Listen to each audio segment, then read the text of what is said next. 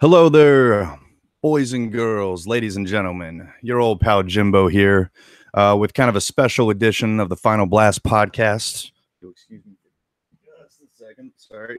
Just got something in the way of my screen. Let me mute that. Sorry about that.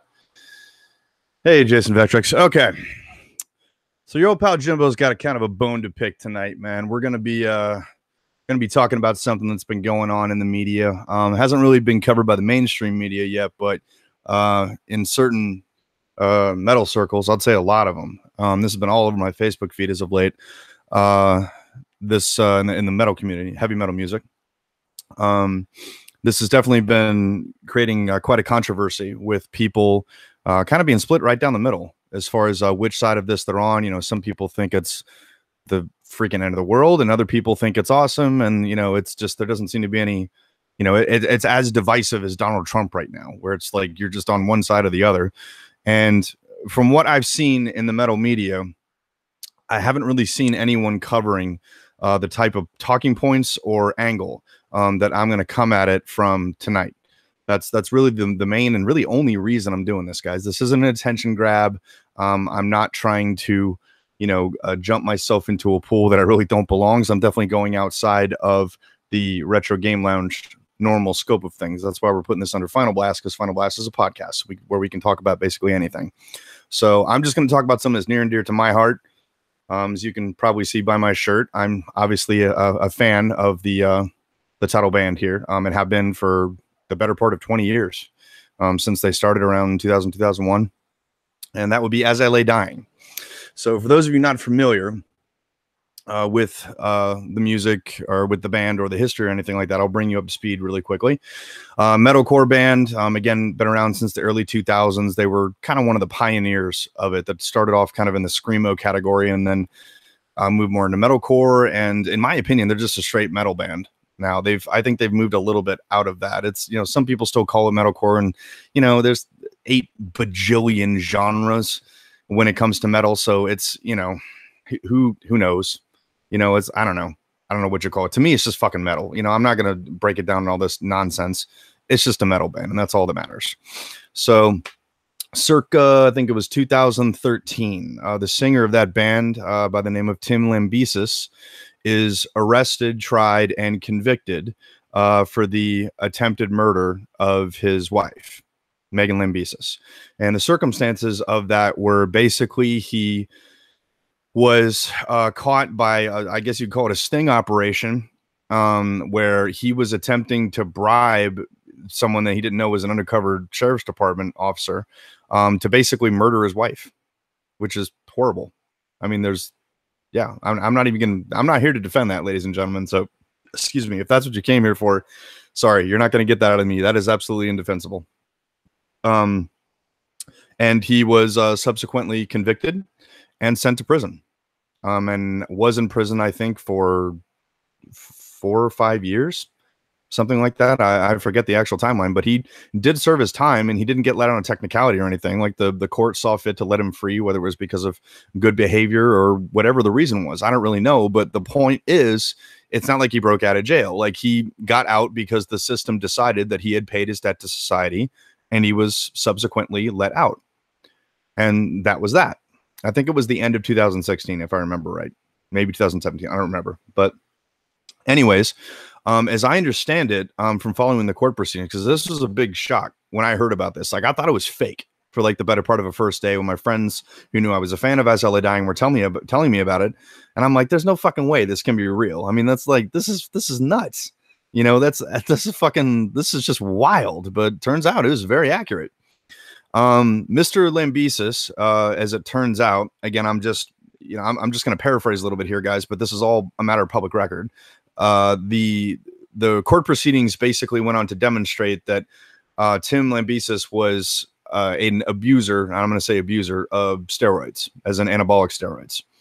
And I think anyone that kind of saw his very rapid transformation from very skinny to like fucking diesel in a very short amount of time. That's not to say that cannot be done without anabolics. It can, but most guys got to take stuff to get there that fast. Some people are just genetically gifted and they can do it. Other people need a little bit of little bit of pharmaceutical help. And, you know, it's not a rumor. He has admitted that he was on steroids. And guys, I've never taken steroids. I've never touched a performance enhancing drug ever, short of, you know, your over-the-counter pre-workout that you can find at GNC. That's as far as I've ever gone with this. Never done pro hormone and never done anything resembling a steroid. So I can't speak Bible truth on this, but based on the studies and the people that I've talked to, and I know several people personally who have done steroids. I'm an avid, I know it may not look like it since I get called fat every time I get on the camera, but whatever. I'm an avid fan of bodybuilding and powerlifting. I actually do both. In my spare time, I guess you call it, or my gym time or whatever. And I personally know several people who have taken performance enhancing drugs, and I've talked to them about it just because I'm curious, not for myself, but just kind of a curiosity thing. Like, you know, what's it like? You know, like what does it do to you? And according to what I've been told, you know, firsthand accounts, you know, from folks who've actually done this kind of thing, it kind of lines up with what Mr. Lambesis' legal team was stating in his court defense, that he was basically like whacked out of his mind on this shit. And a lot of people might consider that, you know, trying to muddy the water, saying I always blame the drugs or anything like that. I didn't get that from any of that. It was more like an explanation, because this was apparently something very out of character. You know, that kind of went out of left field. Again, I don't know him personally. I'm just speaking from the court proceedings on this and the press that covered this. So I'm not speaking gospel truth. I don't know anyone involved in this. So just take this as hearsay, in my opinion. That's all this is. But I will cite a specific example that has happened, and again, is a matter of public record, and we know the actual outcome. Excuse me. That would be the tragedy with Chris Benoit, the WWE wrestler, who was absolutely whacked out of his fucking mind on steroids and subsequently murdered his wife and himself, like in the same fell swoop. Like it was like a murder suicide kind of combination. And his testosterone was tested, as I understand it, post-mortem, and it was through the fucking roof. Like this dude had the testosterone of a fucking bull shark, which was just, when your head is that messed up on that much tea, yeah, it's a drug. You are not in your right mind, because it's like seeing red. Like you're basically like a fucking bull in a china shop. That's the way it's been described to me. CT Fletcher, for example, very, very well-known YouTube personality. He has admitted that in the long ago past, not any recent, by the way, CT, if in the remote chance that you're actually watching this, man, dude, welcome back, brother. I'm really glad that you made it through heart surgery. I'm really glad that you're still here.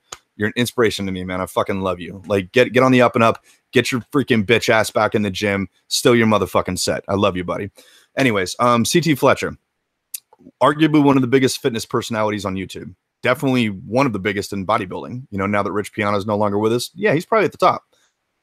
And he has actually told his personal story as far as what it was like on steroids and the one time that he did it and why he doesn't do it anymore. And he got real about what happened, where, you know, he spoke about what it did to his body, and he had nothing but positive things to say. He's like, you know, dude, I got so jacked so fast and everything was tout. You know, it was just fucking amazing what this stuff does to you. But at the same time, he also cites the reason why he stopped doing it.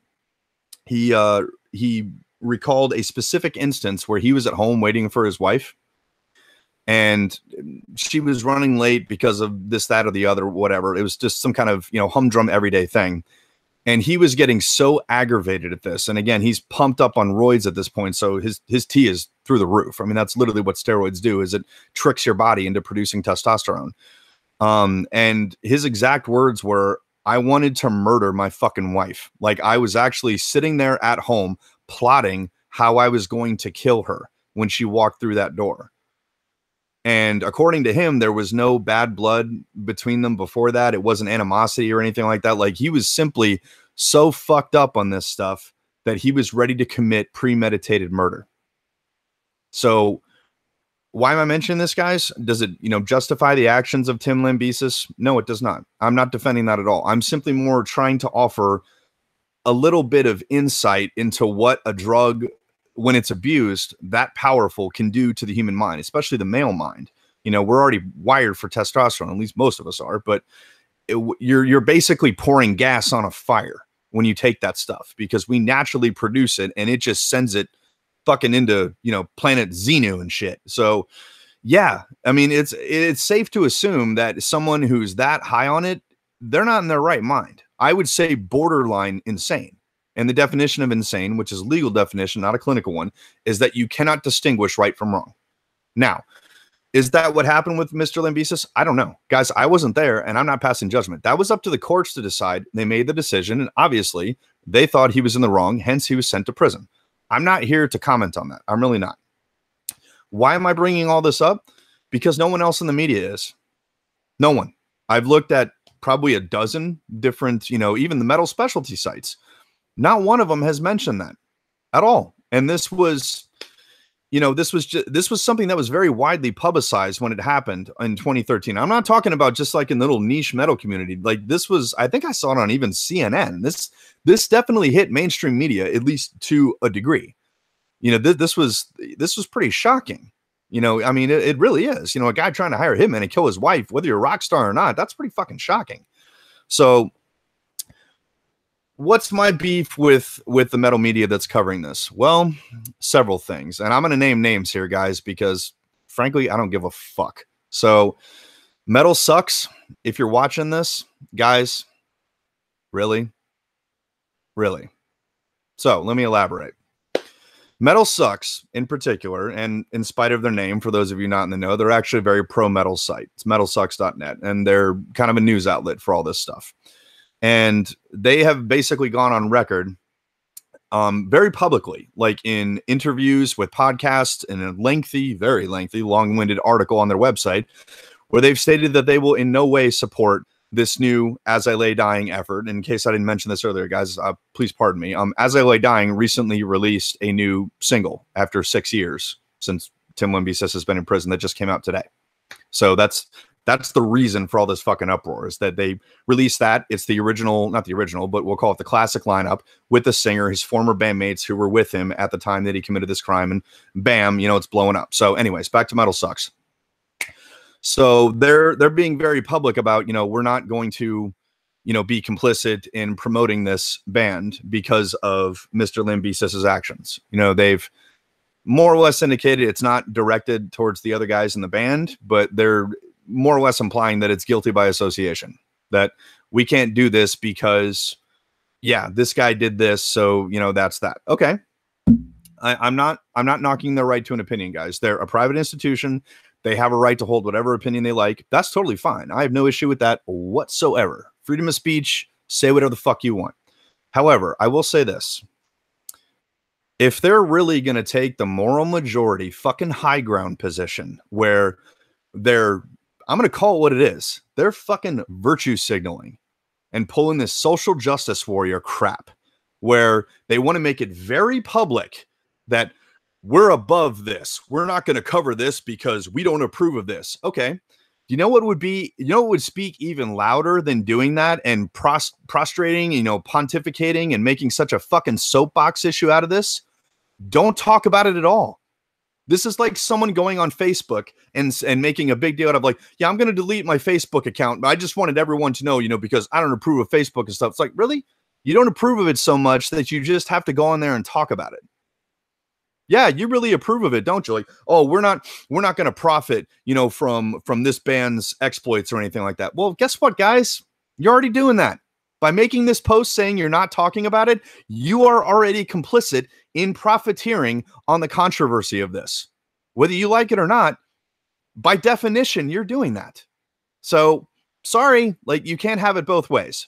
But on the same token, little known fact, ladies and gentlemen, and again, I'm going to call Metal Sucks out specifically on this. I'm going to pick on them a little bit, guys, because, yeah, they've shown a lot of support for Mr. Ozzy Osbourne, which I have too. I love Ozzy. I think he's fucking hilarious. I love watching his show that he does with his son, Jack and Ozzy and Jack's World Tour. I think it's great.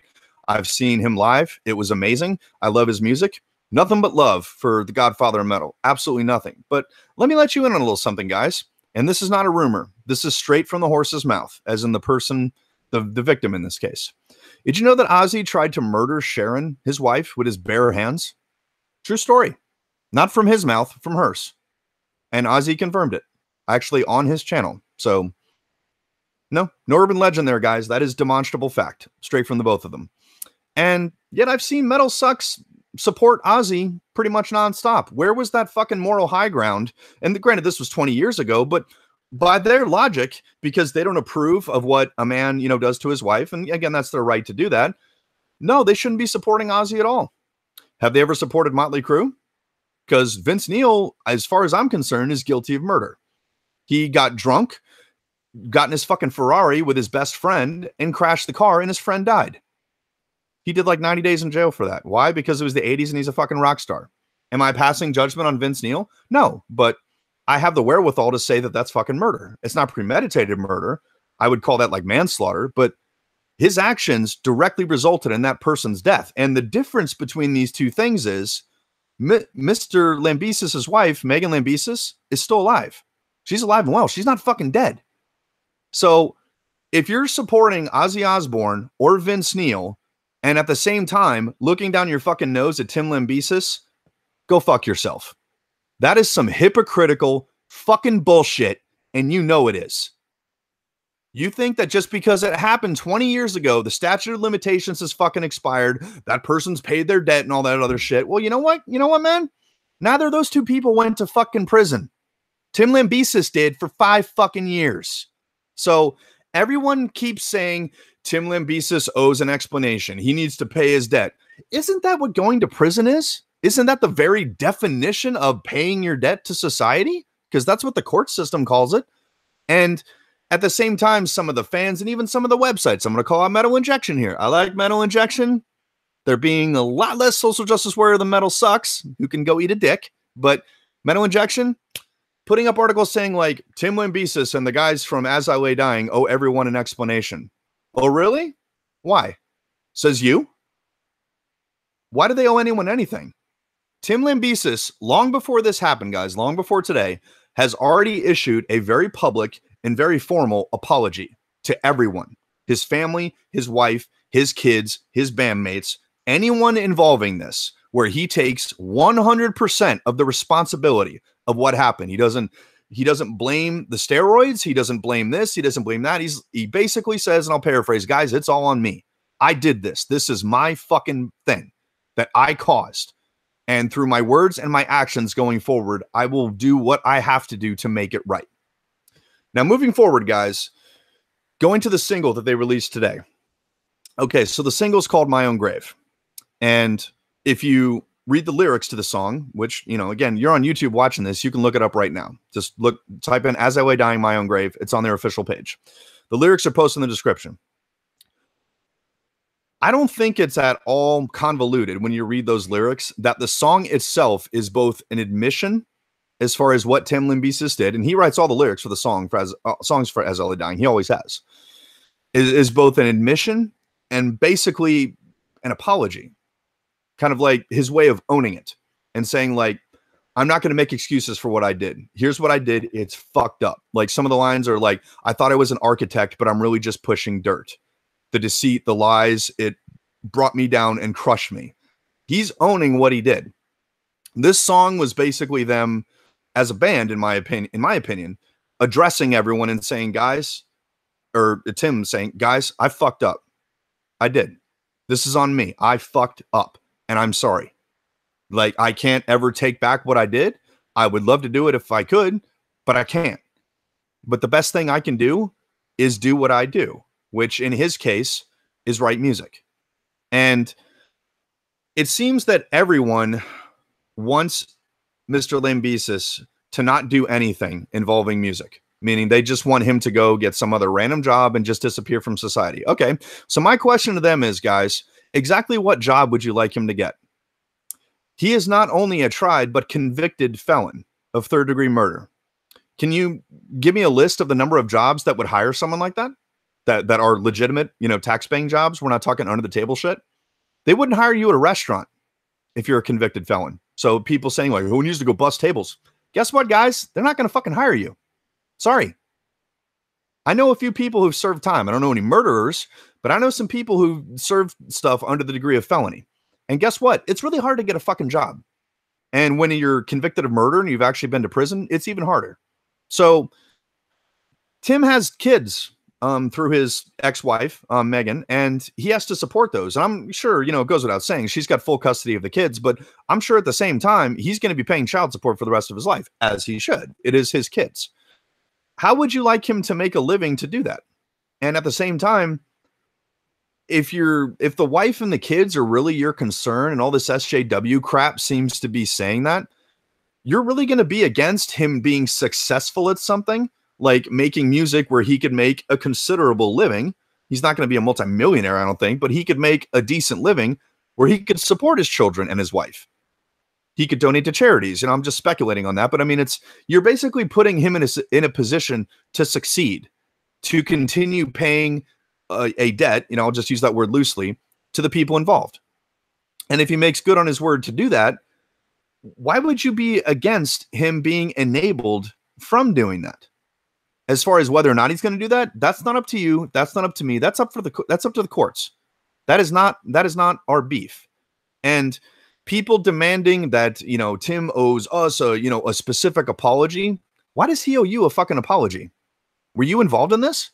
Do you know Megan Lambesis? Do you know his kids? Do you know anyone in the band? If you don't, then shut the fuck up. Seriously, I'm telling you, shut your fucking ignorant mouth, because that's stupid. That is the height of fucking narcissism, to think that someone you've never met, simply because you don't approve of what they did, that they need to come knock on your door and give you an apology. That is fucking dumb. He doesn't owe you anything.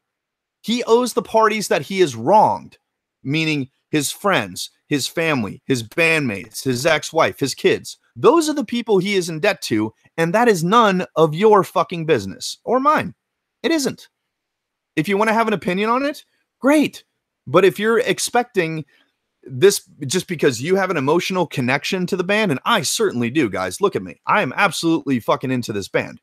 But I don't think that Tim or the guys in the band owe me anything. I don't think that for a second. And if I did, the only thing that I would ask them to do is put out fucking music that I like. That's what they're going to do anyways. Do what you do best, guys. Make kick-ass music. That's what I want. That's what will benefit me personally. You know, if you want to pay a debt to the metal society, make good fucking music, because right now we don't have a lot of that. So onto the song, guys. I'm going to step purely into opinion. Now that I've given you facts and a little bit of editorialization, I'm going to step purely into opinion zone on this. As far as the song is concerned, guys, what do I think? Guys, I'm just going to get straight to it as I take a sip of my Death Wish coffee here, which is fucking delicious. And I wish they were sponsoring me. So I'm available, just an FYI. But in all seriousness, guys, what do I think of the song? I think that is legitimately one of the greatest songs I've ever heard in my entire life. And I do not throw that around. I assure you, I do not. I don't think it's one of the best As I Lay Dying songs. I think it's one of the best songs, period, ever. Like, you could accuse me of bias based on my shirt. Sure, I'm absolutely biased. I like the band. I like their music. I always have. If that makes me biased because I have an opinion, then everyone's biased. Sue me. It's one of those things, man, when this is really rare. When I first heard the song,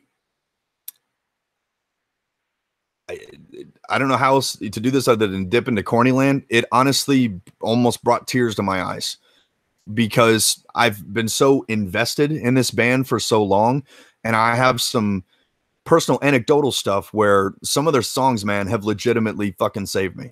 They really have. Like, when I've been just at the bottom and I just needed something to pull me out, whether it's to get through a workout, whether it's to get through a bad day at work, many times their songs have made the difference in my life. And I know I'm not alone on that, guys. They got a lot of fans.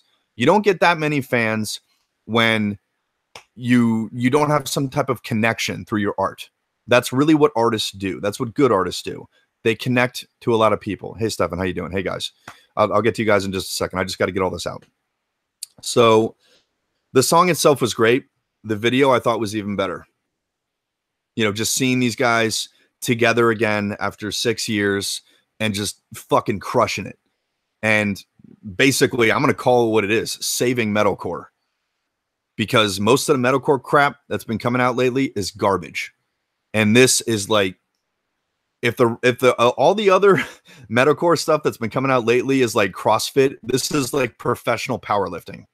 This is just above and beyond all of that stuff. And when I heard it, man, the other day, I was having the worst fucking day. I really was. My day was as bad as it possibly could have been, all things considered. And dude, this fucking saved me. It really did. This song just completely turned it around for me. It was exactly what I needed at exactly that moment. So if that makes me biased because I love something, guilty. I'm not even going to put on airs about that. So I think a lot of people involved in this need to calm the fuck down, because the people that are thinking that the guys in the band or Tim or anyone else owes them anything, they don't. Unless you're personally involved in the crime or anything like that, they don't owe you shit. So stop pretending like they do. If you don't want to listen to the music because you don't approve of what happened, then don't. Vote with your wallet. No one's stopping you. I don't have a problem with that. If you really object to this that much, don't. Don't give them a dime. But stop with the virtual signaling crap. That's really obnoxious. It really is. There's no excuse for that shit. So it's just one of those things, man, where I was honestly so disappointed in so much of the metal community, because metal musicians, at least how I see it, has always prided themselves on staying away from the snowflake crap and this, virtue signaling, Me Too, social justice warrior. Like, that's like the opposite of what metal does. It's more about rebellion and freedom of speech, and not, giving a finger to the world and not giving a fuck what anyone thinks. That to me is the essence of what heavy metal music is doing your own thing and being completely unapologetic about it. I personally identify a lot with that, because I think that's like a metaphor for being American. That's what we pride ourselves on, is doing our own thing and just not giving a shit what anyone else thinks. So, it just really bummed me out, man, when I see all these sites just trashing it, where it's like, can you at least say the song was good? Because it was really fucking good. If you look at the likes on the video, it's like 10,000 plus, and the dislikes are like in the single hundreds. Obviously people like the fucking song. When you look at the comments, almost all of them are positive. We're like, dude, we fucking missed you guys. We fucking love you. And moving right along to like the people judging the band members, the former band members, for basically forgiving Tim Lambesis and going forward with this. Are you really going to get mad at somebody because they want to make a living and they have something successful? I'm not going to get mad at somebody for that, as long as they're not doing anything illegal, and this isn't illegal.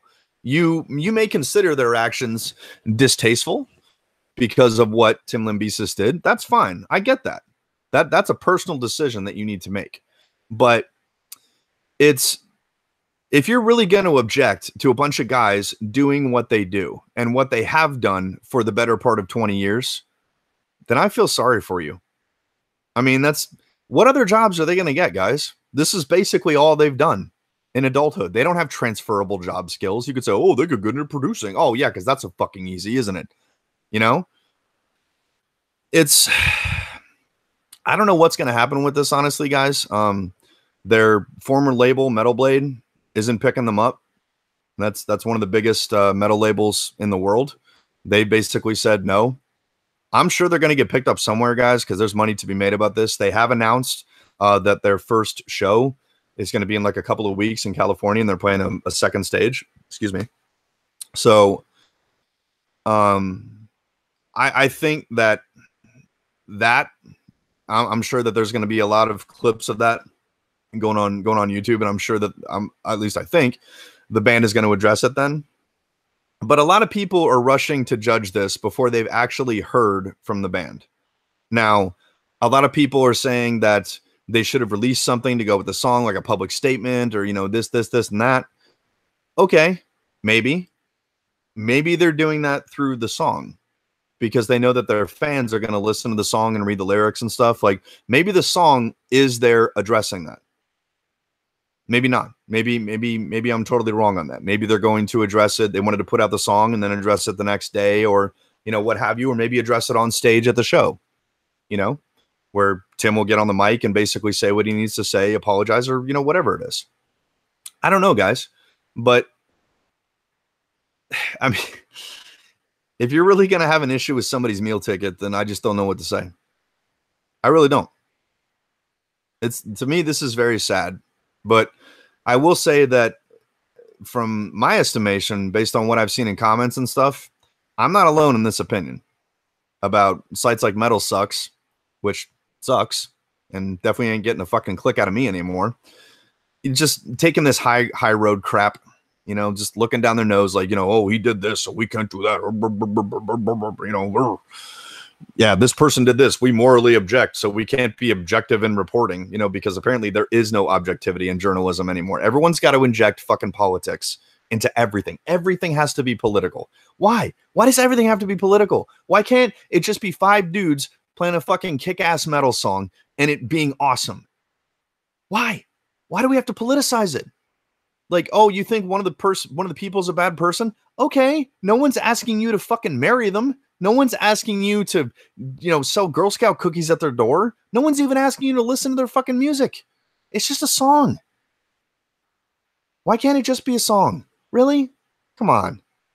People have done far worse things than this, and they still seem to have careers. People forgive them. You know, they apologize, and then they fucking move on. But in the year 2018, guys, in the court of public opinion, it doesn't even matter if you've been to prison. You're never going to pay your debt to society. They want you to basically fucking kill yourself. That's the only restitution. And to me, that is sad. That to me is the whole point of the prison system here. At least it should be on paper, is rehabilitation. You know, it's that you serve your time and you come out a better person. I'd like to think Tim has done that. I don't know personally. I hope he has. I hope he's learned his lesson. If the lyrics in the song are any indication, it seems like he's learned his lesson. A very hard lesson. So, and on the same token, if it's enough for the guys in the band to forgive him, since that whole fiasco with the murder, or with the attempted murder, excuse me, basically put them out of a job. You know, and I'm sure no one saw this coming, where they just woke up one day and they heard with the rest of us, like, what the fuck just happened? So if it's enough for them to forgive him, shouldn't it be enough for us? Because they're closer to this than we are. And people taking the stance, well, you know, if his ex-wife Megan forgives him, then it'll be okay with us. Okay, first of all, what fucking business is that of yours? That is a private matter between his ex-wife and him. That has nothing to do with you. That, like, making that a public thing is petty and wrong. You're basically, you're using someone who is victimized as a fucking political tool, which is, that, in my opinion, that is despicable. You're politicizing someone's misfortune. You really are. And I'm publicly accusing Metal Sucks of doing that. Whether they did it intentionally, whether or not, guess what, guys? You're fucking doing that. And you know what? That's fucked up. Because on your quest to be moral majority, you failed miserably. You look like a bigger asshole than Tim Lambesis does right now, in my opinion, because he's trying to make it fucking right. At least that's what it seems like, as best he can. You're just like, no, we're just going to politicize, you know, what happened to this and use this as a fucking stance to virtue signal everyone and, you know, let everyone know that we're better than they are. You know, oh, we're better than this. Blah, blah, blah. Oh, give me a fucking break. Come on. The metal community isn't about that, at least not the way I see it. And guys, I have friends who disagree with me on this. I know several professional metal musicians who disagree with me on this, who think it's repugnant and bad and all this other stuff. And that's not going to stop me from being friends with them. It's just a simple difference of opinion. You know, I get that they, you know, if you're a professional, you know, you're on the other side of this. You're on the other side of the fence. You know, you're a lot closer to this than I would be because I'm a fan. I don't do this for a living. So I get it. It's a different perspective. But I guess what I really want out of all of this, guys, other than just to get my thoughts out there, give them a chance. You know, like if you're really anything at all about forgiveness or redemption or rehabilitation, why don't you let him try and do that? Why don't you let him try and make it right? You know, if he fucks up again, okay, you were right. I was wrong. And that's the end of that. But, you know, just give someone a chance to make it right. If they've admitted they were wrong, I mean, is that how you operate with your friends and your family because they've wronged you? Is it just like, no, you can't ever make this up to me? Like, if they're bending over backwards to try and do that, you're not at least going to let them try? That's pretty fucking sad. That really is. I think everyone deserves a second chance, basically. You know, there are a couple of exceptions. Some people are beyond redemption, but I mean, if you're admitting that what you did was wrong, and you're going out of your way to try and make it right, really, aren't we better than that? That we can forgive someone who's done that, or at least try, or at least give them a chance to earn our forgiveness? I'd like to think that's a human trait, and I hope that that's still alive. I really do, because I just want Azoe dying back, guys. I want those 5 dudes, Phil, Nick, Jordan, Tim, everybody. I want those guys making music because they're better at what they do than I'll ever be at anything. They're truly gifted. They really are. And to deny them that when they're just trying to make a living and they're trying to do what they love doing because you don't approve of ABC, XYZ, come on. Just don't listen to the music. Don't buy their albums. You're voting with your wallet. That speaks a lot louder than just bitching about this on Facebook. So that is really all I have to say about this, guys. For anyone involved in the chat, you are more than welcome to disagree with me on this. I'm sure half of you probably have no fucking idea what I'm talking about, but I've tried to lay out the story as best I can. If you have anything to say about this, guys, it's an open chat. Nothing's filtered here as long as you're respectful and stay on topic. Please, by all means. But let me say hi to everyone who's in here. Let's see. Retrofakes, Jason Vectrix, Nostalgia Factor. What's up? I love you bastards. It's always good to see you guys, especially you, Stefan. We haven't seen you in a while, buddy. We miss you. What do you think, Jason? You've been in here a while, pretty much from the beginning. What's your... I've laid out the facts, at least as best I can, and I've also laid out my opinion. What do you think? I really want to know. If you completely disagree, dude, bring it on. People have been disagreeing with me on this all day, so I'm not going to get upset. I'm not that guy. What do you think, Nostalgia Factor? Retro Fakes? Anybody?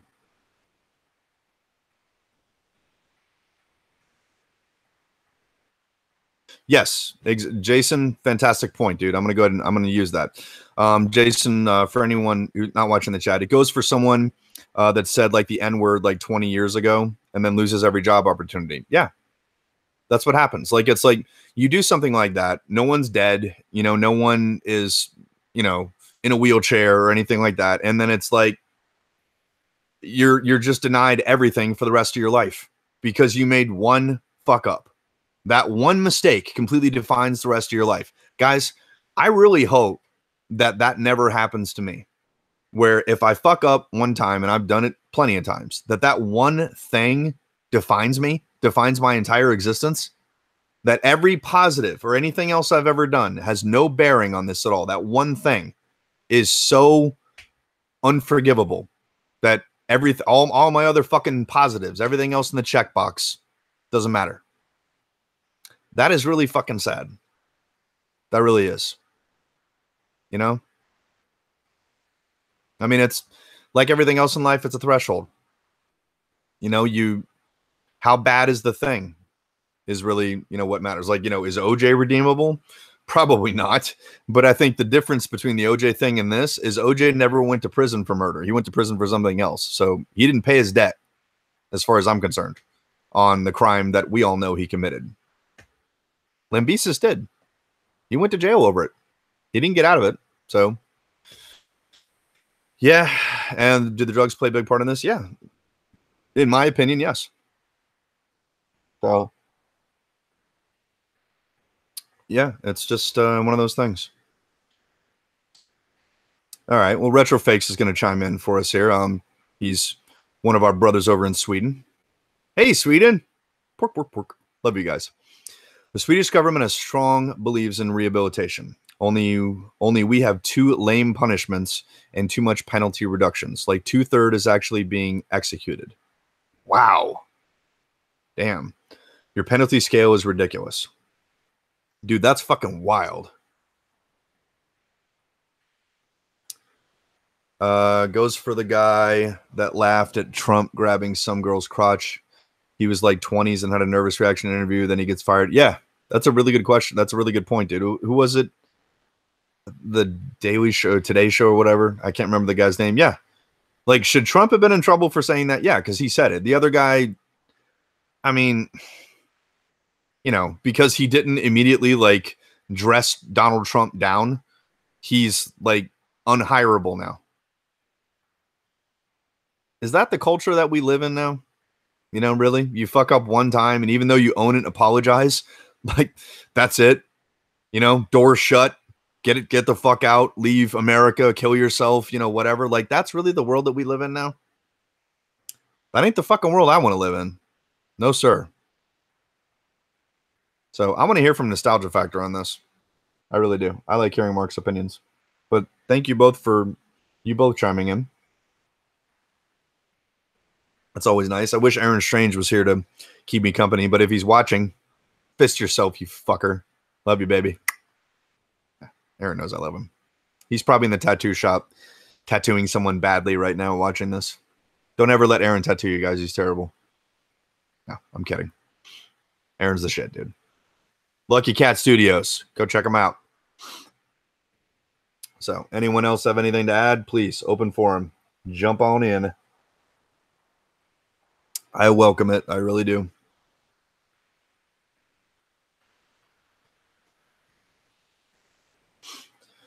Whew. So no one has said anything about the fact that I got these PVMs hooked up. I actually turn them around just so you guys can watch. I know you probably can't see what's going on, but we got Bonk on that one. We got Gate of Thunder on that one. So we got like double turbo. We got Turbo Duo and we got TurboGrafx. I guess it's not showing up very well on screen, but what are you going to do? The TV doesn't refresh as fast as the camera. Best I can do, ladies and gents. Doing the best that I can. All right. I need to refresh my coffee real quick.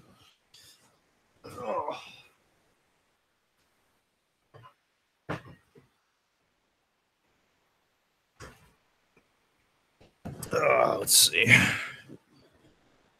Okay, Jason Vectric says, I think it will continue for a few more years until the world comes to the same conclusion. I agree. If you paid your dues, you should be free from all judgment, although it should be a fair dues to earn that status again. I agree, dude. No, I agree. I think that Tim Lambesis has an uphill battle to win people back. I do. Like, he's going to have to go out of his way, to let everyone know and to demonstrate, that he is a quote unquote changed man. That's an uphill battle.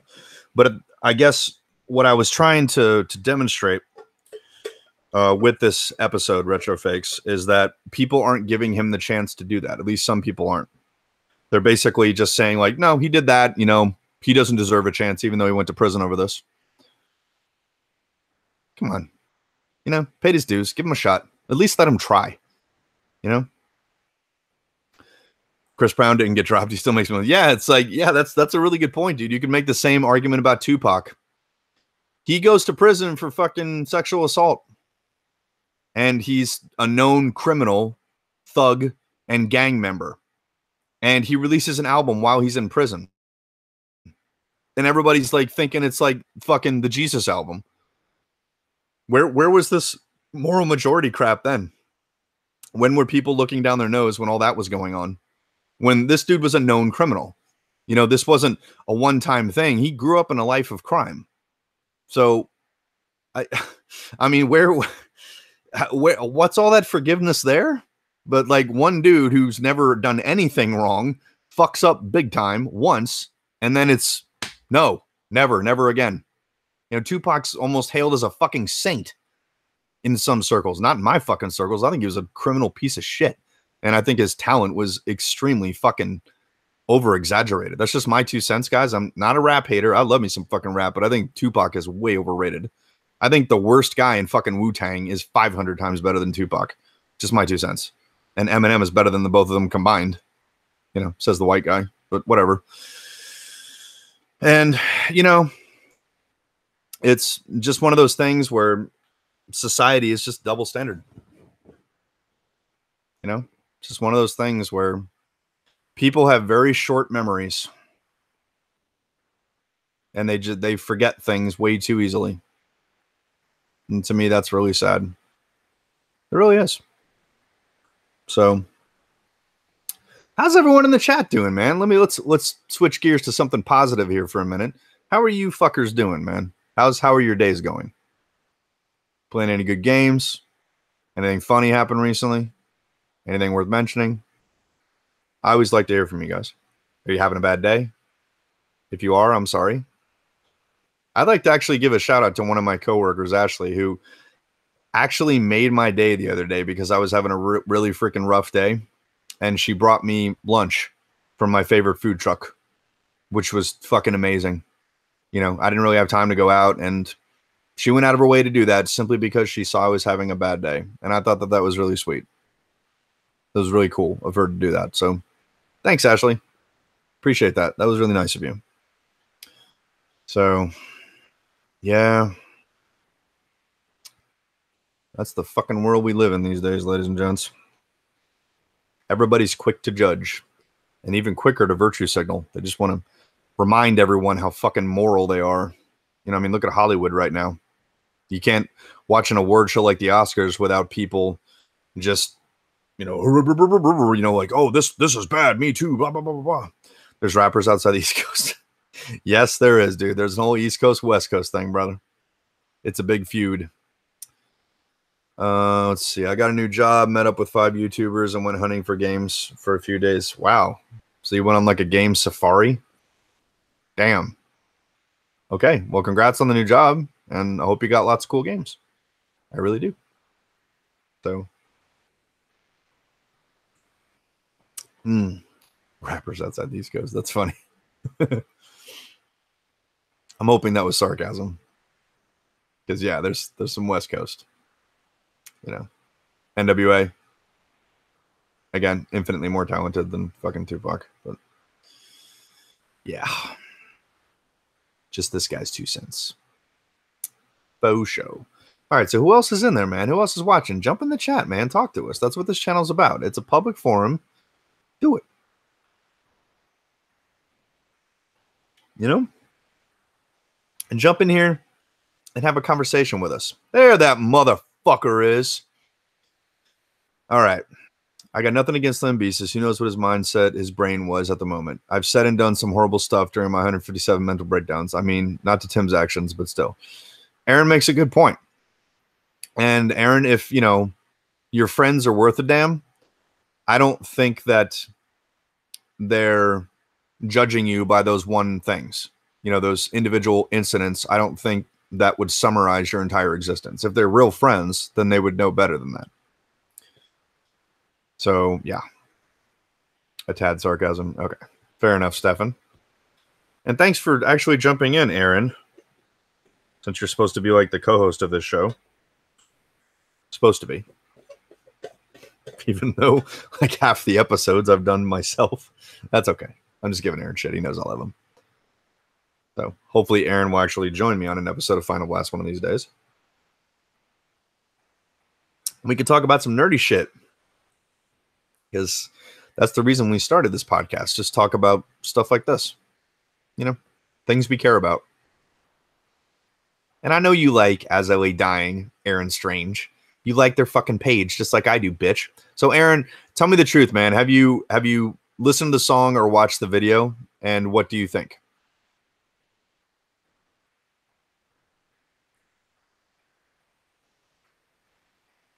And it's Aaron motherfucking Strange, not motherfucking Aaron Strange. You got that backwards, Jason. Just letting you know. It's Aaron motherfucking Strange.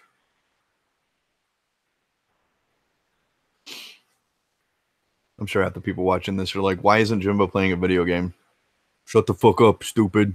Your face is fat. Shut up.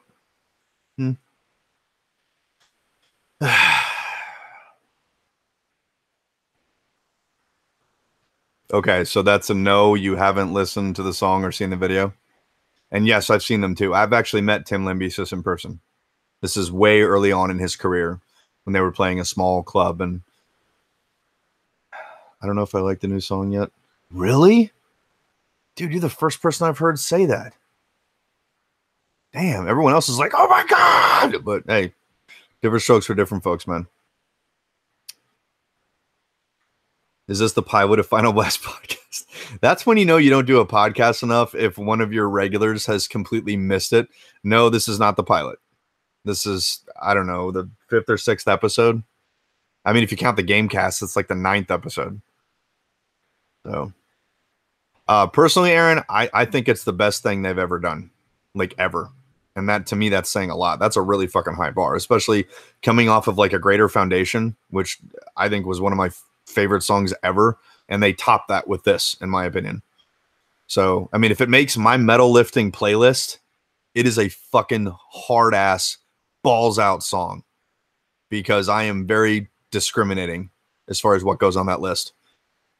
So I don't think I've ever wanted to jump out of my chair and like rip something apart so bad in my life. Like I was ready to fucking eat raw steel and like flip a car over with my fucking bare hands. Yeah, I've done it before, man. It's okay, Retrofix. I mean, it's been a while since I've released anything under Final Blast. So, excuse me. It's understandable, man.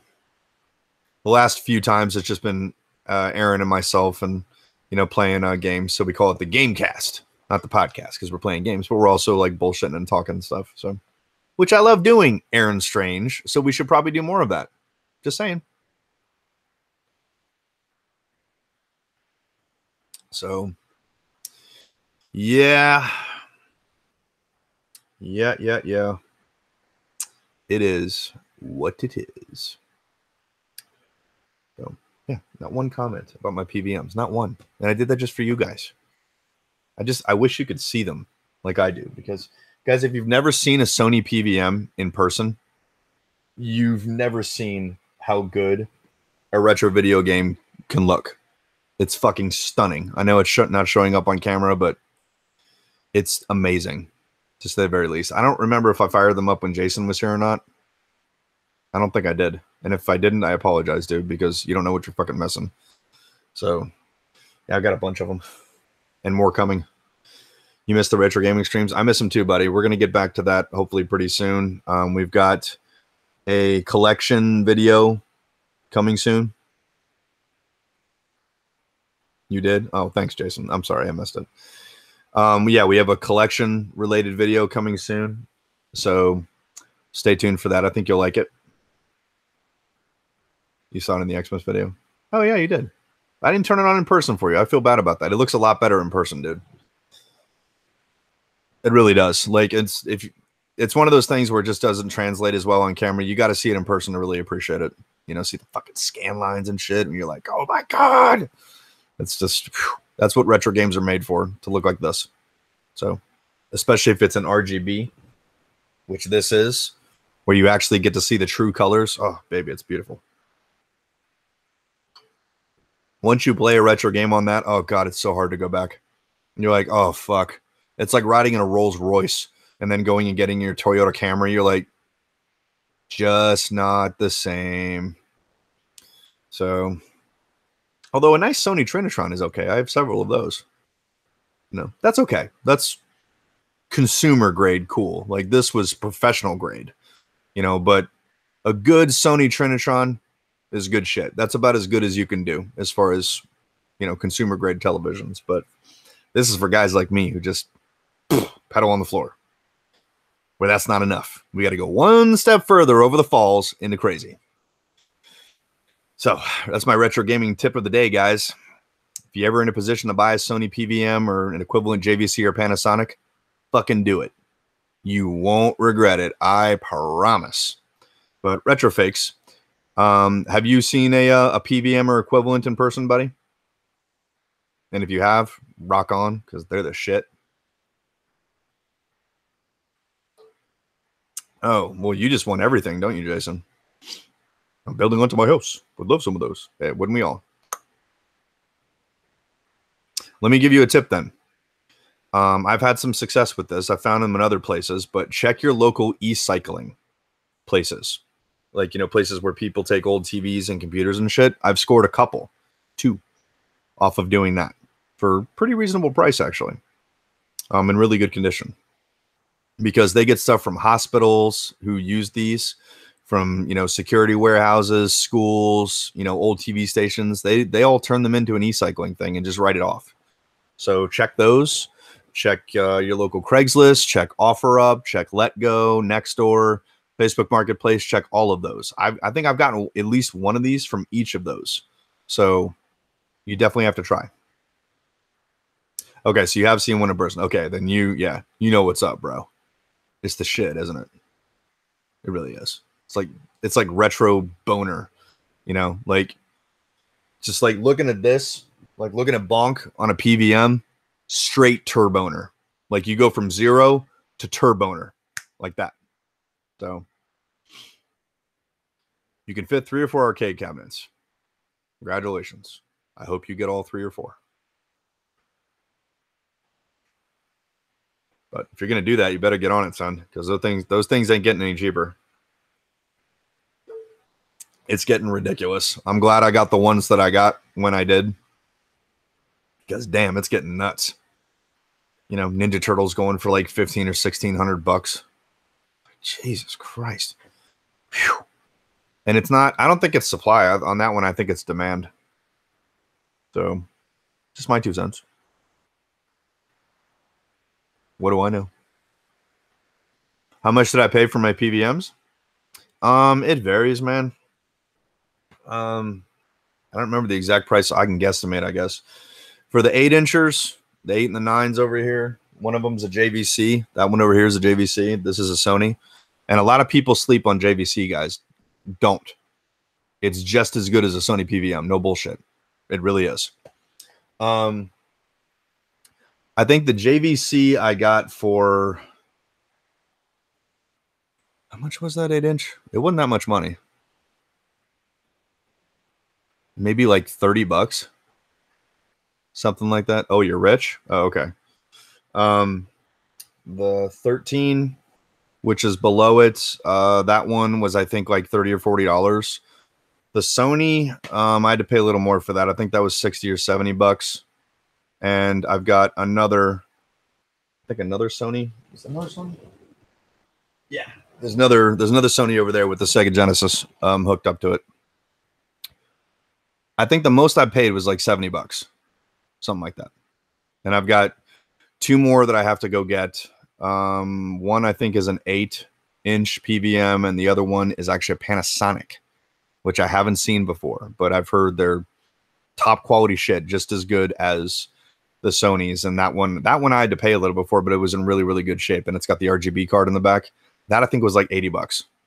So unless you really go up to the 20, which is what the one everyone wants, and they ask stupid prices for those things, that's like $300-$400 and up, you know, if you want a 20-inch. And I'd love to have one. Don't get me wrong, but am I going to pay that for it? Nah. It's not worth that much to me. And it's better than a 20-inch, you know, consumer grade Trinitron, but it's not like fucking $400 better.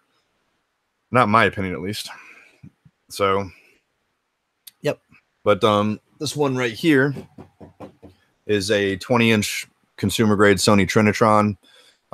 You can't see it, but I've got a 34-inch wide XBR Sony Trinitron Wega. Like basically the best fucking tube television Sony ever made, consumer grade. I got a 24-inch downstairs, another 20 in the collectibles room. Yeah, we get Sony's coming out my ass, you know, around this fucking house. So, and you're rich? Really? Why'd you have such a slow car then? It was really slow. I'm kidding, dude. I'm fucking with you. Spend $200 a day on Neo Geo stuff. I just have to put my money again in the cabinets. Okay, pal. You got that much fucking money. Sure. By the way, the Boom Boom rum was really good. I liked it. I gave some to my pops, and he liked it too. That was definitely a very interesting rum. I'm not even really a rum guy, but I liked it, man. I enjoyed it, so thank you for that. Good stuff. Hope you're enjoying your turbo games.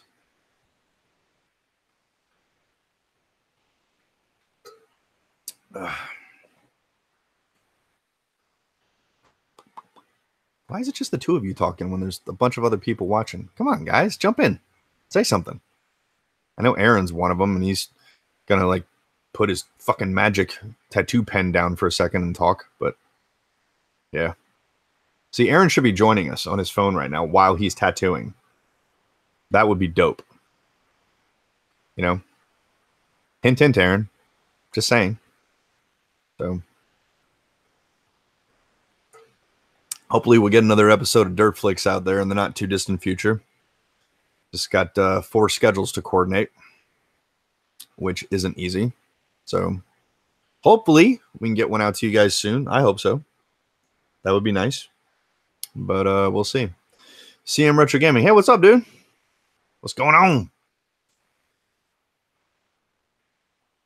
I haven't played it because I'm moving the entire collection right now for the repairs in the building. All right, then.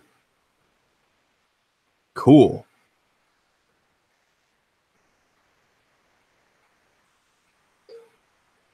I don't think we've met before, CM Retro Gaming. If I have, I apologize. I forgot stuff like that for stupid reasons. Because I'm dumb. So I guess your name is Chris. Hi, Chris. How's it going, pal? What is up?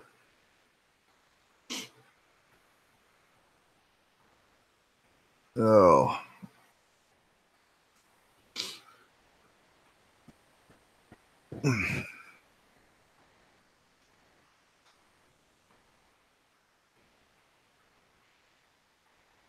I'm just waiting for you guys to talk at this point.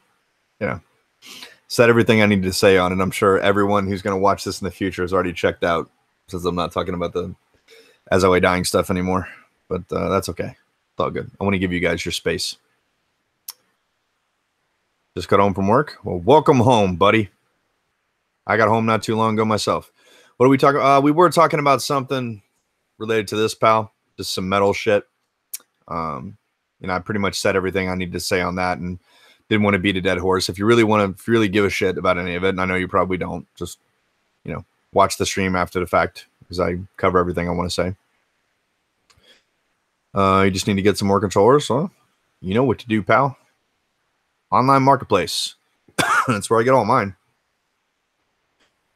PVM monitors are hard to come by in Sweden. Not exactly rare, but the awareness in the Swedish retro game community is high, and the competition. Yeah, I bet it is, man. Dude, if I could send you one and guarantee that it wouldn't get fucked up, I would gladly do that.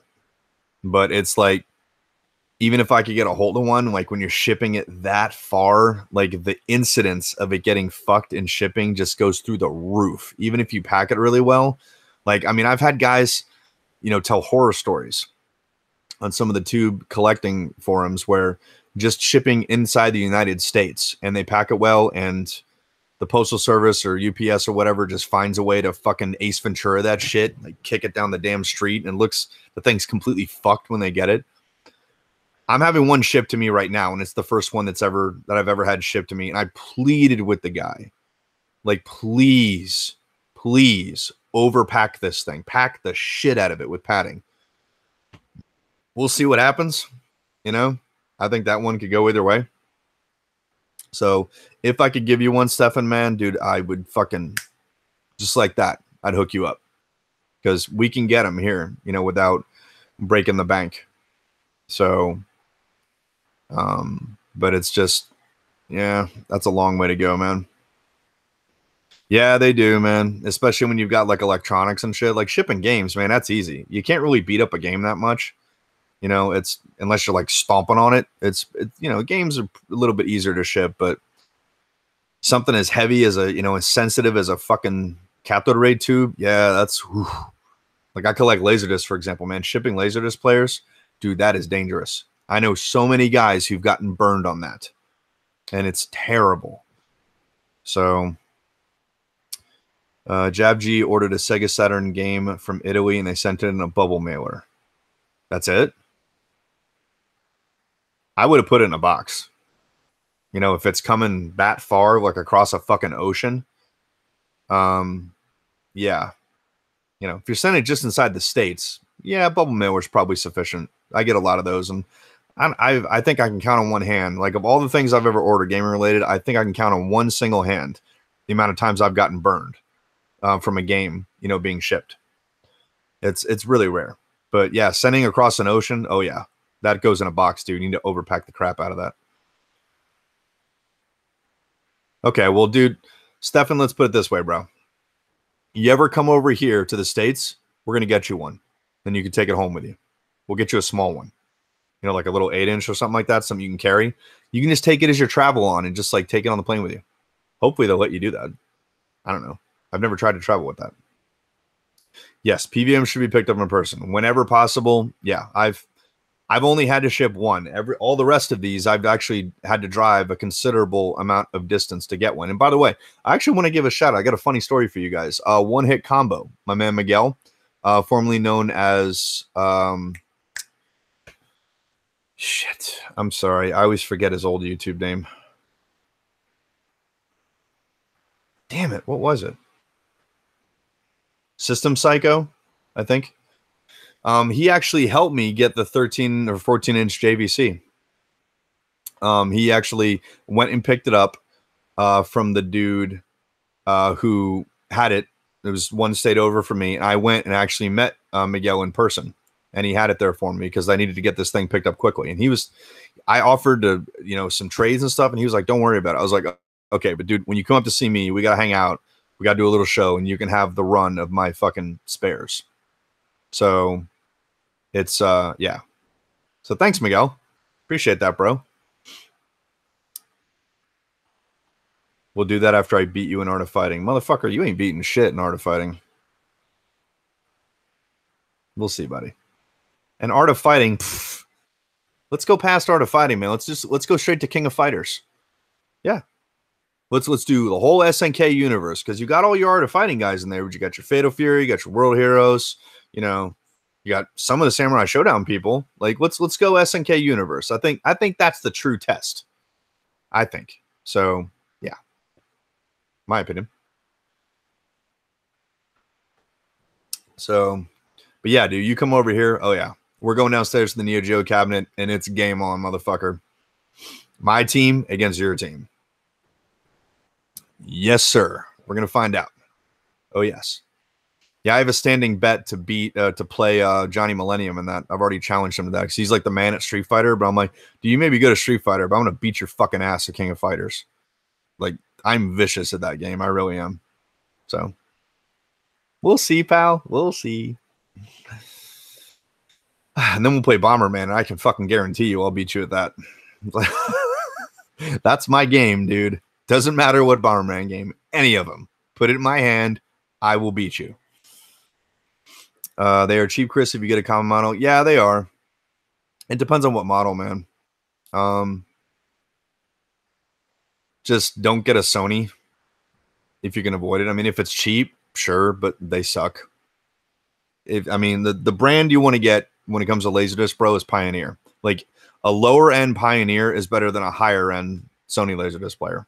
So, like a very common one you could get, the 1080, the CD, sealed LD 1080, whatever it is. That one's okay.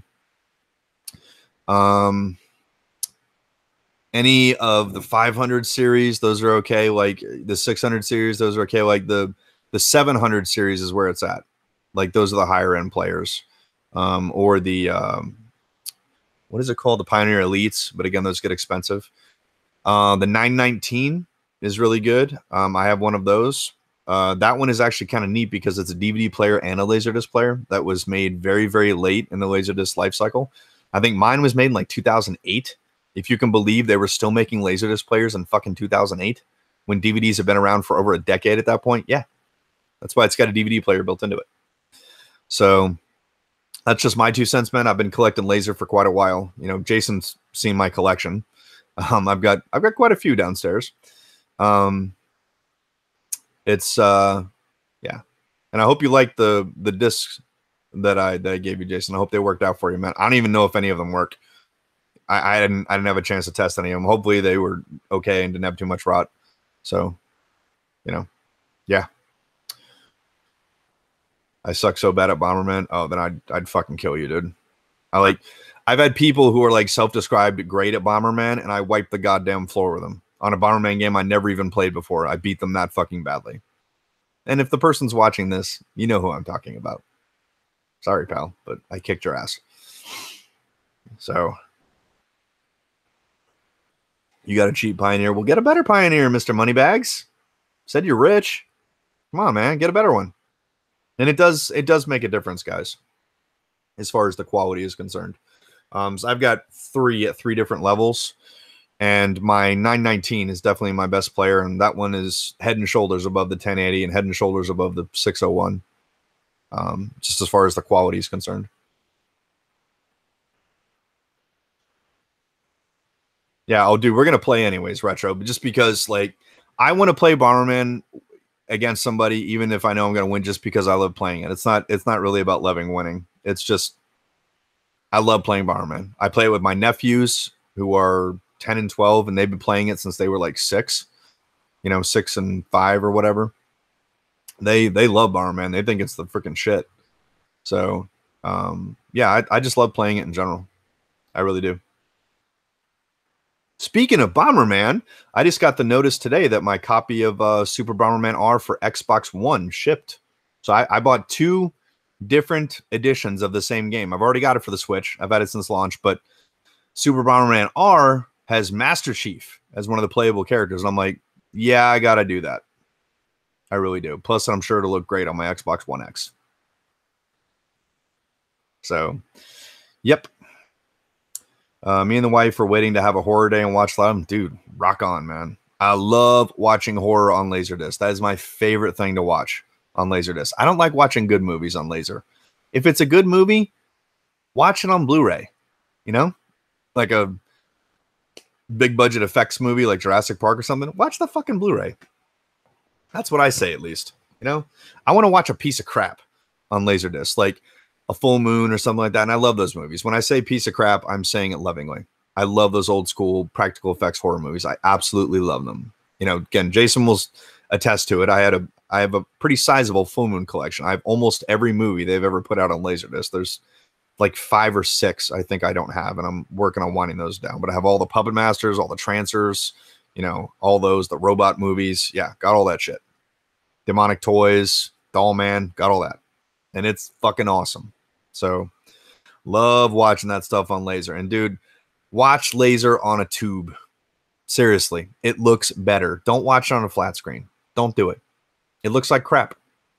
A lot of guys would make the argument, oh, you can run it through this DVDO processor and blah, blah. Guys, I've got one of those. I have the best video processor for Laserdisc that money can fucking buy. And I'm telling you, straight the fuck up, it looks better on a tube, period.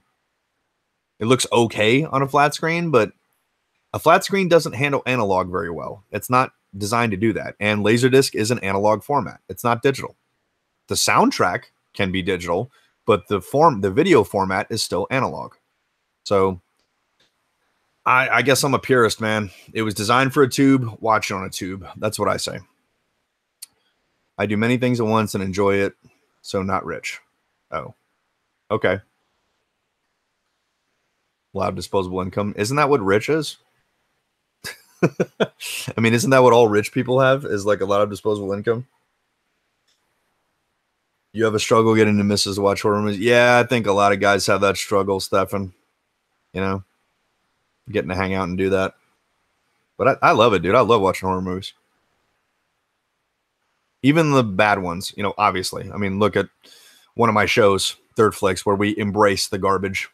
Yeah, you gotta love that shit.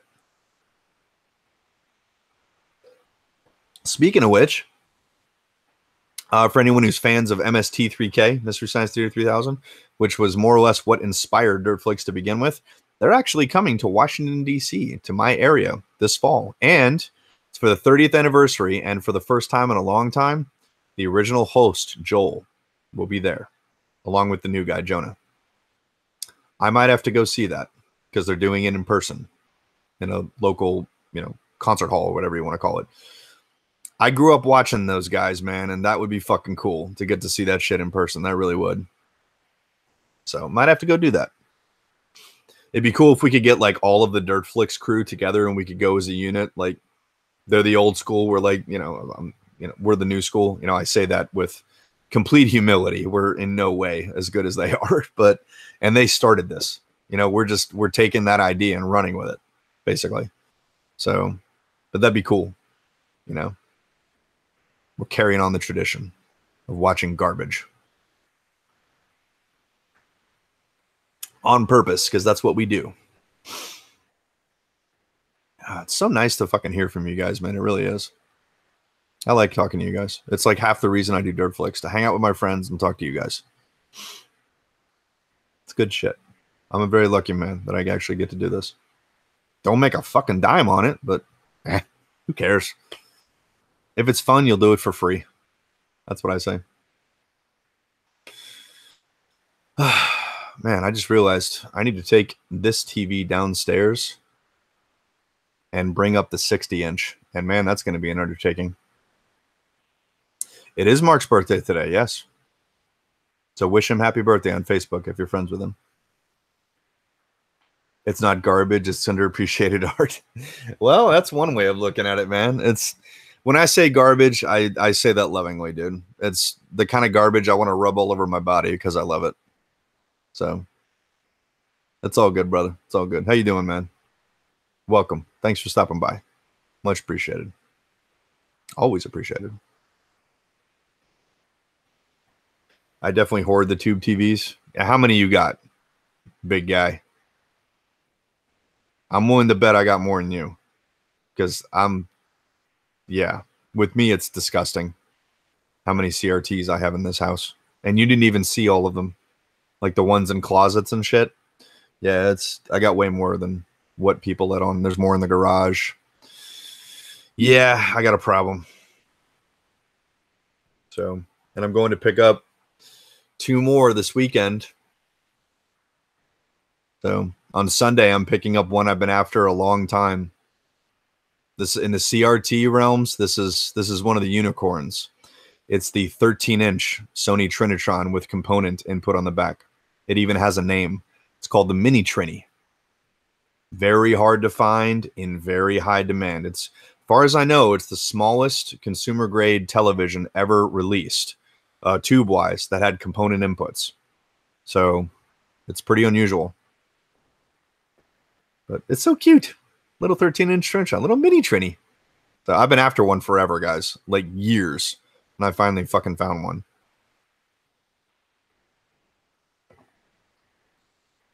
Yeah, man. I freaking in the old lounge, I had a Toshiba high definition tube that I bought new for like $500. You know, right when tubes were on their way out. It was a 30-inch wide. And I got that new, and the fucking TV actually fell on me in the old lounge and almost killed me. And it broke when it did that because my head basically stopped it. And the tube didn't like that very much. So, yeah, that bummed me out because, I mean, that had a built-in DVD player and shit. And it was a really great tube. And again, I paid $500 for it. So I wanted to run that in the ground. But, dude, I got this beautiful Sony 34 XBR wide for free. So I think I did okay. But I did have to lug it up 2 flights of stairs, and it weighs over 200 pounds. We had to put it on a fucking dolly to get it up the stairs. It's that heavy. It's almost like moving an arcade machine. It's almost as heavy. So I don't want to do that again. That wasn't fun. So when you think about what is free, yeah, I had to earn that TV that day, moving it up that many stairs. That wasn't fun. You have 3, but they're not welcome here by some. Man, whatever. Don't even let that stop you, bro. Do your thing. You know, get your backups of your tubes. That's what I say, at least. That's what I'm really doing. I'm future-proofing like the arcade. Like, Jason, the TVs that you saw in the arcade, I have duplicates of both of those. Like the exact same model. I have spares of those. So if those die, I've got like a replacement ready to go. You didn't see those. Those were in the closet downstairs outside the arcade. But yeah, I've got backups to my backups. So, because I mean, dude, who knows how much longer we're going to be able to get CRTs? They're slowly disappearing. So I want spares for my spares, just in case. Because once these are gone, that's gone. I don't think we're ever going to see these reproduced. And if they did, they would cost a fortune. So, no, sir. I definitely want my shit future-proofed. Best I can, at least.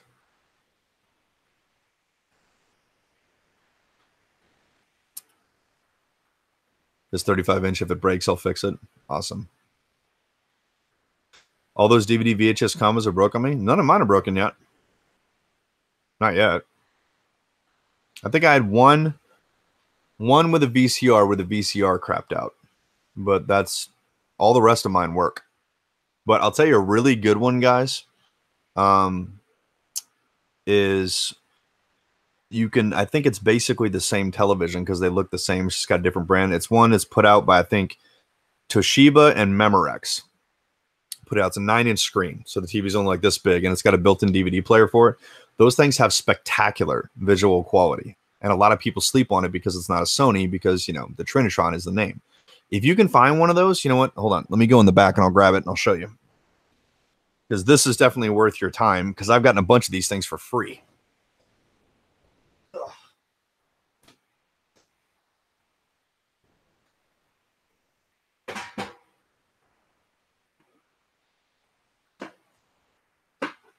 All right. Here we go. It's small, man. You can just carry it with one hand. Okay. So this little guy right here, this is the Toshiba. Look, you can see yourself in the reflection. And there's, I think the other one back there's a Memorex. It looks exactly like this. I'm pretty sure it's the same thing, just with a slightly different shell. These really are fantastic for playing retro games on and stuff like that. These, a lot of people sleep on these, but I can tell you, I have several of these things. I have these two back here. I think I have 2 more downstairs in the closet and 1 more in the garage. I just, whenever I find these, I stock up on them because they're usually free or cheap and they don't take up much space. You know, might need them for a project or something. Yeah, it's, if you can get these guys, do it. These are freaking awesome. They really are. And built-in DVD player, which is really cool. Your move must have been a nightmare. I still remember your video about the move. I really felt what you were going through. I didn't know you that well at the time. Oh, thanks, Stefan. That's really sweet, man. Yeah, dude. I don't want to move again anytime soon. And I had a lot less then than I do now. Like, if you watch the videos of the old lounge, it's amazing how much of this shit I was able to fit in that room. And that was a much smaller room than this is. This is the master bedroom, which is infinitely larger than the last lounge. Yeah, that wasn't fun, dude. Like, the rest of the house was pretty much easy. You know, packing up, you know, the couch and the kitchen and shit like that. Like, packing up the lounge was a royal pain in the ass. Because I had to keep all this shit organized. You know, like Nintendo cards, Xbox and stuff. And I have all my stuff organized. I didn't want to have to go through reorganize it. So I had to put it in the box basically backwards so that I could take it out correctly. That was not fun. It took me several weeks to unpack the lounge because I more or less had to do it by myself.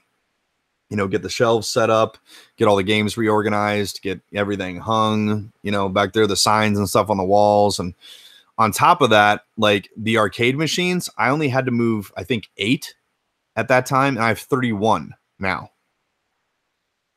31. I have 4 times as many as when I moved in here originally. Yeah, like that 31 would more than fill a full-size fucking U-Haul. We'd have to make several trips. So luckily I've made some arcade collecting buddies who have pickup trucks and trailers, and I'm just going to task them with that.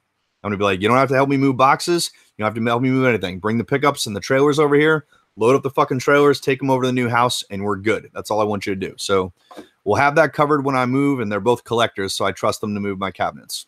That will be the easy part. But I'll have to pack up all this. Not looking forward to that. All right, let me catch up on comments here. Do I own any HD tube TVs? Those are pretty rare nowadays. Yes, I do, actually. I own 2, to be specific. Let me move this over so I can show you. Let me spin the camera around. Ugh. So you can see. Okay, so that fucking beast right there. As I mentioned this earlier, that is my Sony Wega Trinitron XBR34, which is a high definition tube. A lot of people seem to think that it's basically the best tube that Sony has ever made. And I would be inclined to agree with that. It's HDMI on the back, several component inputs. The comb filter on it is fucking fantastic. It does 720p and 1080i. And the picture just looks like $1,000,000. Like it really does. I've tested the Super NES Mini on this through HDMI. I've tested things on components like my Super Nintendo and NES that are both modified for component. They look fucking awesome on this thing. Plus, you got a huge freaking screen to play on for a tube. I absolutely love it. Very glad to have this. So if you're ever in a position to get the Sony XBR34 Wega Trinitron, pull that trigger, baby, because that is the fucking king right there. Some people would say the 40-inch is a little bit better. I mean, that's the biggest tube they made. You know, there is a 4x3 square 40-inch Sony Trinitron that's even bigger than this, which is just fucking ridiculous. But that doesn't have, as I understand it, that doesn't have HDMI inputs. I don't think. At least not all the versions of it do. One of them does and one of them doesn't. But the difference is between this and that, this has Sony's super fine pitch tube. The 40-inch does not. So the quality, the caliber of the tube that is in this television is head and shoulders above what is in that 40-inch. So, yeah. Is that plug and play on the shelf plugged in? Which plug and play? Where? What plug and play? Were you talking about when I showed the television? Because that was a Dreamcast, my friend. Which I'm not even using to play with right now. I'm actually using it. Here, I'll show you. I don't know if you can see this. All right, you see my mic arm? All right. That is connected to this basically stand that the Dreamcasts and an Xbox are sitting on. And I'm basically doing that to weigh it down so that the fucking stand doesn't flip over because the mic is so damn heavy. Above the HD tube. No, that is not plugged in. I think you're talking about the Namco thing up there. That's just sitting in the closet, basically. That's all my extra stuff. You know, I got a spare Xbox HD DVD player up there, some freaking Donkey Kong bongos. My Steel Battalion controller is up there. Just random stuff like that. Hope that answers your question. So, yeah, it's full of stuff here, man. Like, all you guys mainly see is like the stuff that's out, you know, on the shelves, like the collectible shit, like all the spares and crap. Oh, God. There's a ton of stuff behind this monitor I'm looking at in the closet, like extras and just, you know, things I just don't really have a place to display yet. You know, kind of haven't figured that out. So, but, yeah. So, it's cool getting to talk about that stuff. Do I have any modded OG Xbox? No, I do not. Thinking about that maybe someday in the future. HD DVD, you're on my motherfucker. You know how many HD DVD players I got? I have several. I have, I think, 3 HD DVD drives for the Xbox, and I'm an original owner. I got it when it came out. I have 2 of the full-size original Toshiba players.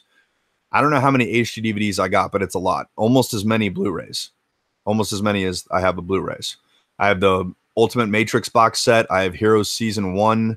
I've got a bunch of the box sets on HD DVD. So, a bunch of good movies, too.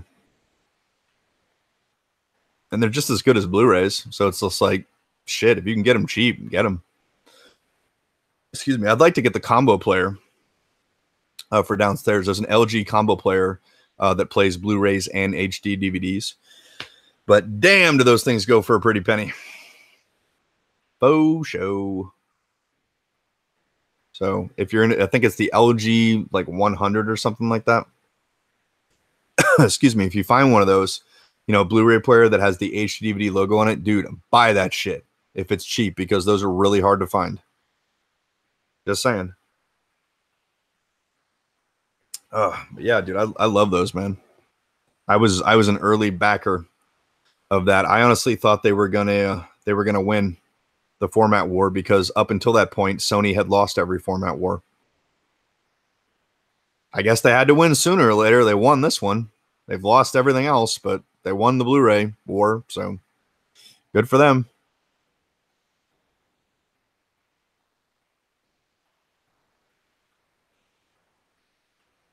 Man, it's fun just hanging out with you dudes. It really is. Anyone else playing State of Decay 2? I've been binging the crap out of that as of late. God, that's a good game.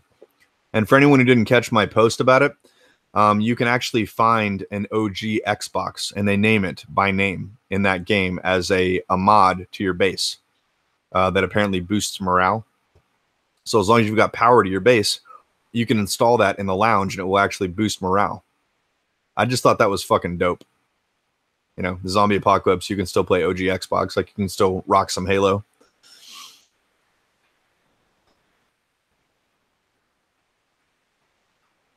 Yes, you are. It's every Christmas, man. The Halloween special. I'm going to do like a 4-part moving the collection, the Horden tubs, the empty room, the remodel, and the... All right, man. Cool. Maybe you'll even edit it. I hope so. We'll have to sit down next time, bro, and I'll teach you editing 101. It's easy. Just takes practice.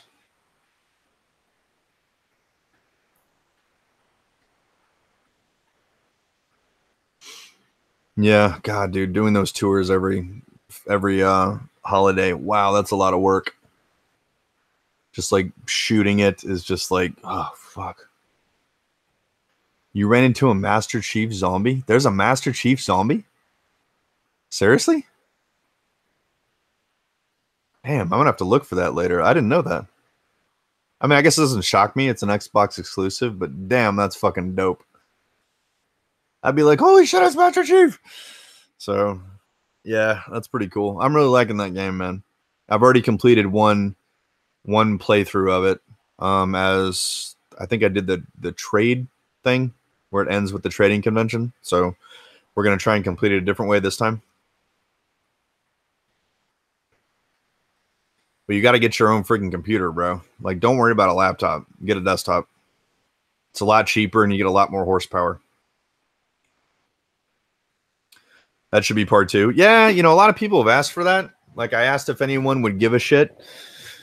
Like, if I put up a live stream to show editing, you know, just like the basics of it. Nah, I mean, I guess I could do it. Like, I could just take like an episode of a video I was doing, like a retro game haul or something, and just show you guys the basics of, you know, why music makes a video better. It's the same reason why it makes a movie better. It helps you with pacing and ambiance and mood. How to make cuts, you know, how to keep things succinct, you know, move it motion to motion, jump to jump, cut to cut. And that's the thing about editing. When you look at the videos that you edit when you start, and then you look at it like 9 years in, like me, you know, that I've been doing it this long, your editing is just infinitely better. Like, your cuts are better. You cut out less, you cut out more bullshit. You know, the pacing is a lot better. It moves, it's streamlined, you know, it has a narrative and everything. It's just, it's a learned skill. You know, it's something that even if I sat down and explained to you and you had like the most amazing understanding of it, you're not going to get good at it until you do it. It's like playing basketball or football or whatever. Like, you learn by doing. You just got to sit down and do it. You know, once you're 300, 400, 500 videos in, like me, you know, on my way to 600. Am I above 600? I think I am. It's just, you get better at it when you do it. So that's the best thing you can do, is like shoot shit, then sit down at the editor and play with it and figure it out. So, but you got to start doing it, Jason Bactrix. You know, no time like the present, dude. If you got time to shoot, you got time to edit. That's what I say. It's a very, very important skill that turns a decent video into a really good video, or a good video into a great video. Just my 2 cents. Take that for what it's worth, which ain't much. So, yep. We got to get Retro Fakes on Xbox One, man, so he and I can freaking hang out and play together. That'd be dope. I would love to play with Stefan in more ways than one. So, yep. Good shit, my mans, my men's, my homies. You guys are awesome. Yeah, being in here makes me want to play games and watch Laserdiscs. So, well, tell them no. Be like, no. That's Daddy's laptop. That's what I say. So, I say don't mess with a laptop, dude. Get a desktop. It's cheaper. Plus, you can upgrade it. You know, I build my own. So, It's a lot easier to build a desktop. Just get yourself a shell, get your video card, your RAM, you know, all your accessories and shit, and you're only spending a few $100 and you got a decent rig. Just saying, everybody. So who else is hanging out with us, man? Jump in the chat. Talk to us. What's going on? What are you doing today? What did you do today? Did you play any good games? Do you give a fuck about SOA dying? Anything? You know? Does anything make sense? Does anyone watching speak English? I'm just curious. Anybody? Yes, I'm slowly descending into madness. You're just tuning in for the winter of my discontent. Deconstruction imminent. I gotta move this Konami multi-kit out of here. It's kind of over there in the corner where no one can reach it anyways. So, yeah, that's got to come out. I guess I'll have to put it on the second floor. Whatever. I can move that by myself. Because it's not a real arcade. That's a fake arcade. But whatevs. It's still fun. I need to get the Midway one. Oh, just since you guys have no fucking idea what I'm talking about. This. I need to move that out of here.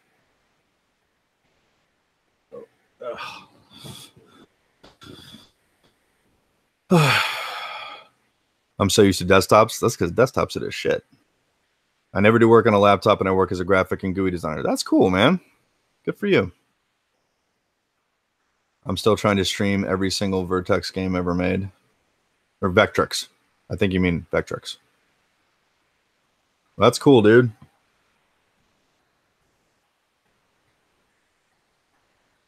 PS4. Garbage. They don't have State of Decay too, so that's what I say. No Halo, no Gears of War. And most importantly, no native 4K output. And no 4K Blu-ray player. Nope.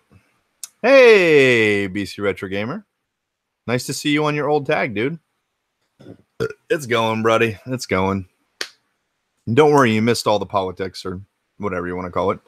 We're just sitting here shooting shit. You know, hanging out, talking games.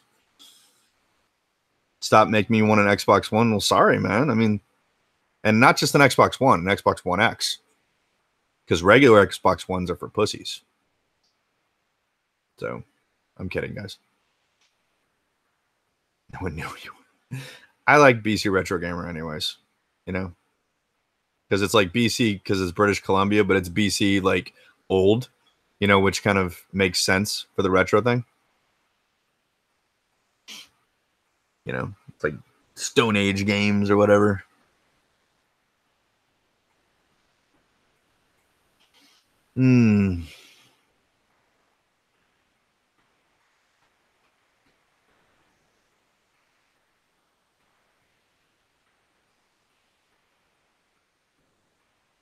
You never thought of that?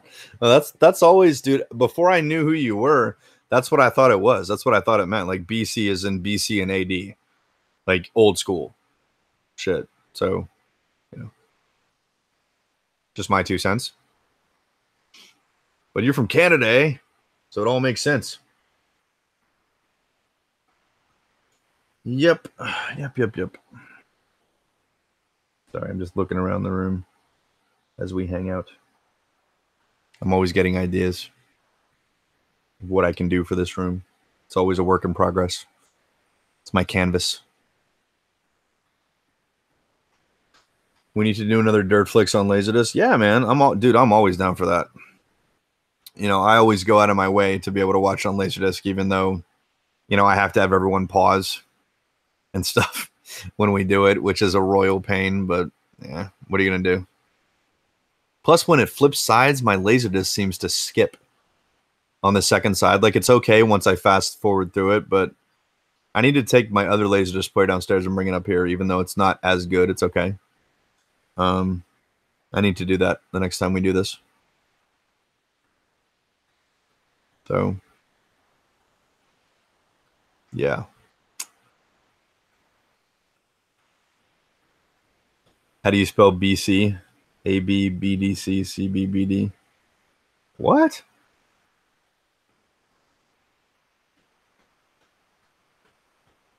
I'm lost.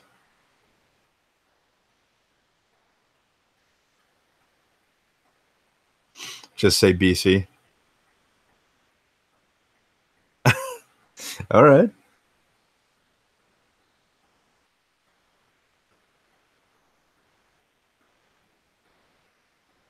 BC. Yes. He just gave you the phonetic pronunciation. Hey, what's all that BC about?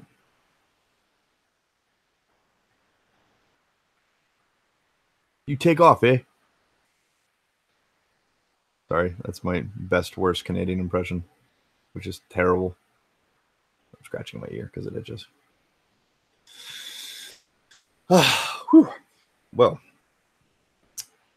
Well then. Reference to how do you spell the AC/DC meme? Nice. Just the East Coasters? Okay. Which shows how much my dumb American ass knows about Canada, which isn't very fun. Yeah, I don't envy anyone packing up collections, dude. It's a pain in the ass. I know, believe me. I'm not looking forward to packing up any of this because it fucking sucks. But I will say this, when I got to do it next time, I'm going to pack up way in advance. I had very minimal time last time, but I'm going to start doing it like a month or two in advance at least.